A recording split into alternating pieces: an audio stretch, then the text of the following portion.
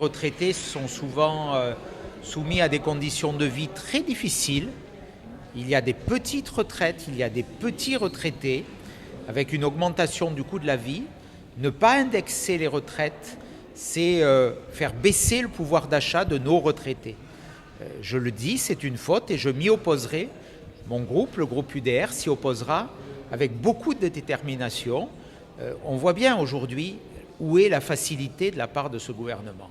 Augmenter les impôts, augmenter les charges qui pèsent sur les Français, quelque part ne pas indexer les retraites, c'est pénaliser le pouvoir d'achat des Français, c'est une faute au lieu de s'attaquer aux dépenses improductives, à leur réorganisation de l'État, à la suppression des agences de l'État, au coût de l'immigration, au coût de l'AME.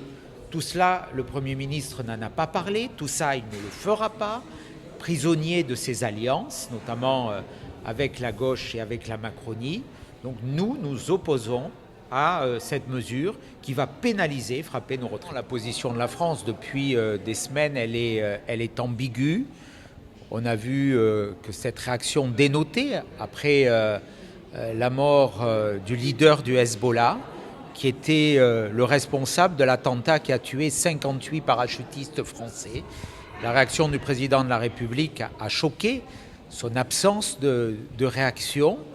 Là, je ne comprends pas trop la position de la France. Aujourd'hui, pour moi, il y a un droit d'un État démocratique, Israël, à se défendre parce qu'il est attaqué. C'est ce que font les grandes démocraties autour de lui, c'est ce que font les États-Unis. Donc il faut que le président de la République soit plus clair dans ses ambiguïtés. Manifestement, il a le temps de prélever dans les poches des retraités, donc chacun ses priorités. Une bonne idée, nous l'avons souvent soutenue, je l'ai personnellement portée, nous l'avions fait à l'époque avec Bruno Retailleau, maintenant qu'il passe aux actes. Moi, je demande une réforme constitutionnelle. Il y a des verrous, il y a des blocages. Bruno Retailleau les a soulevés.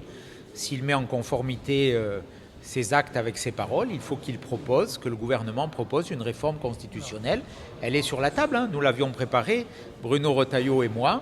Il n'a qu'à la déposer. Eh bien, chiche, nous la voterons.